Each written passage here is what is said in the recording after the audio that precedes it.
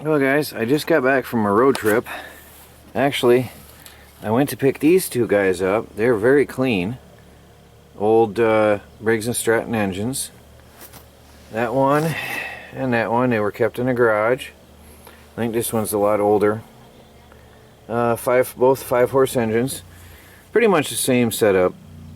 And from my understanding, they were both on rototillers. And I didn't pay much for them, so I ran and got them. They were cheap, and I always need engines. I can always use engines, so I got them. But when I was there were some other things up for sale, also very, very cheap.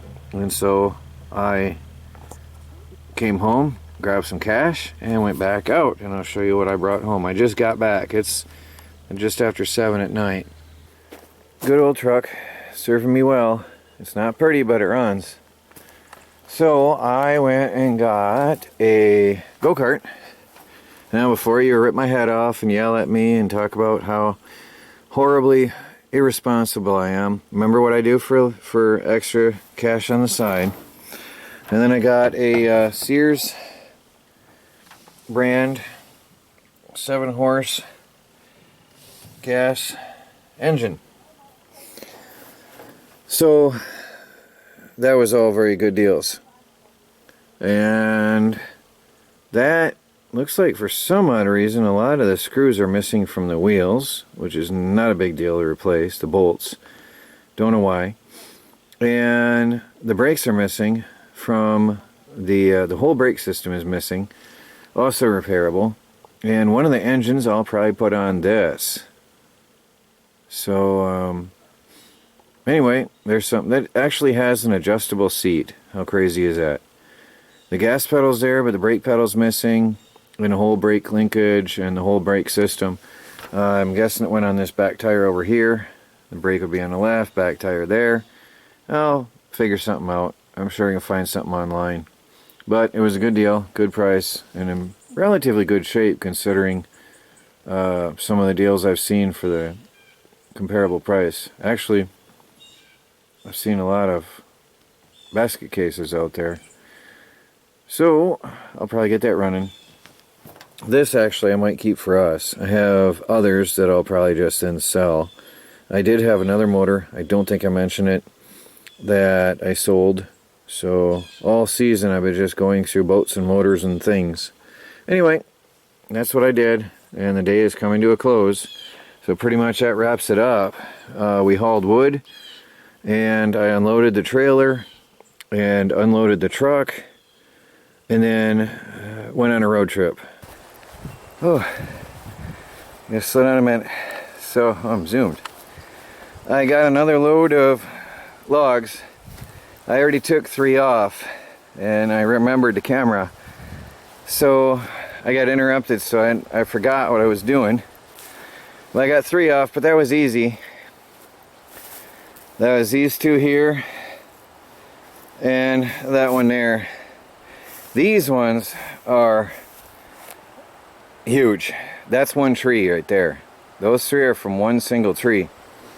Those are big. So I've got to work them off. Now I'm not going to record the whole time because it's going to be really hard going to get these off here. But we also, it's got to be going on 4 o'clock in the afternoon. We've worked on firewood all day today. It's all we did. So I'll show you some more in a while. I got to get these off and go back and get another load. Now that's a load. I got to do the math and see how much weight this thing can handle. That's 6 green oak logs. They're heavy. That is just massive. That's a lot of weight. Anyway, I got to unload that now. Roll it off the trailer. So I've got some wood for the mill. This is the real deal here. That's 2 pieces of pine, the rest is oak over here. What do we got down here? I got 2 pieces of pine, and I'm gonna knock over the rest of the oak on this side. That's a lot of good wood. That's going to be lumber.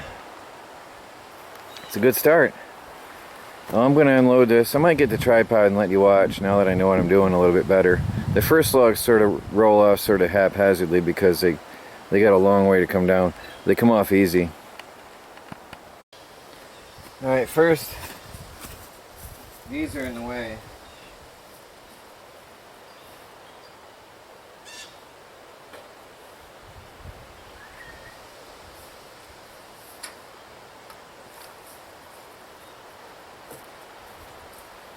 My cat hook's on the way out, so it's not, I bought it used like that anyway. It's not very good anymore, but I use it for what I can. I'm breaking it a little bit more. I'm hoping it'll hold up. I gotta get into weld that, but the problem is I don't have time.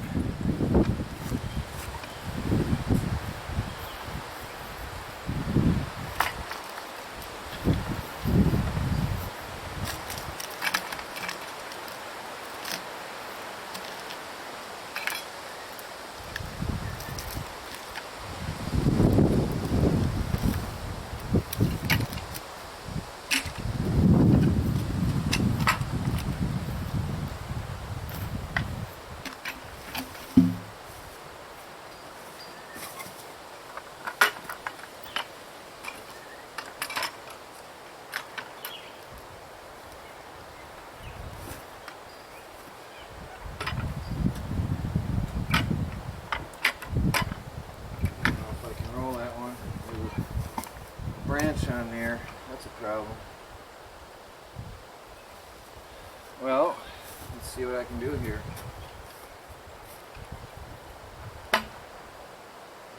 A controlled fall.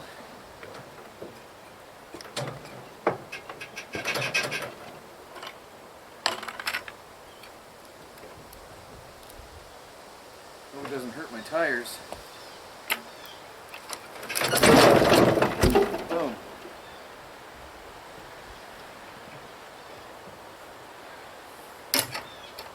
There's another one. I think I might have to cut that off. I think I'm going to get the chainsaw out real quick. I've got to lop off this arm and that one in order to move that log. I'll be back in a minute. I'm just going to buzz them off real quick so I can move these logs. Now I can move them.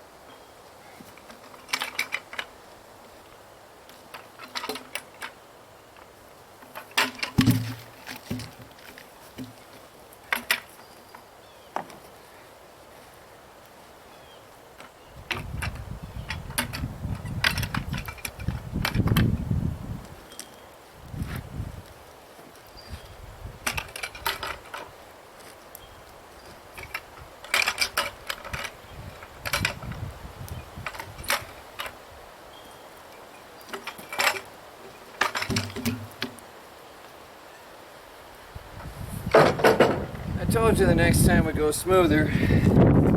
Practice makes perfect. I haven't done this in 2 years.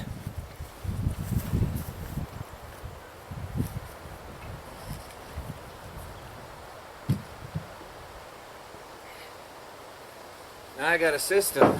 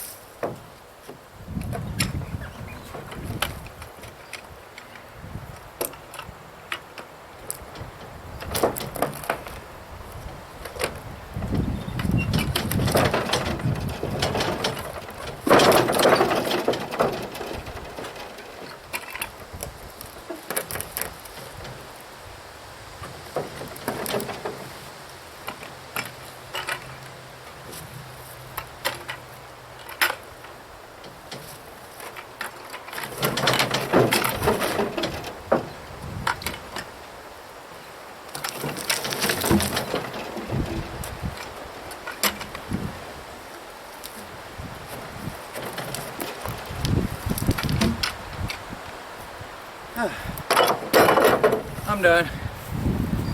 I'm exhausted. So all I've done today is process lumber and firewood. These logs here, those are big. They're all 8-footers. I cut them all at to 8.5 feet because you're going to get some cracking on the ends. Good example, already cracking, and I just cut it today. It's amazing how fast they crack on the ends as soon as you get them cut. Right there in the middle of that one, just cut today or yesterday. Some of these were yesterday. I'm not sure which was which, but yeah, they crack quick. So most of these are going to be really good lumber. This one has a little rot in the end, but I'll see how it turns out when I open it up. We'll see. I'm sure I'm going to get a lot of nice boards out of that. As long as I pay attention to that when I open this up. There's some good meat here. It does have a bow though. It narrows down, so we'll see how it looks. Oh, there's another one. A little bit of soft wood right there. Yeah, we'll see. Some of these were healthy, good trees, and some of them had some issues. That one's alright on this side. It has a little bit of dark, but I think it's otherwise good. That one.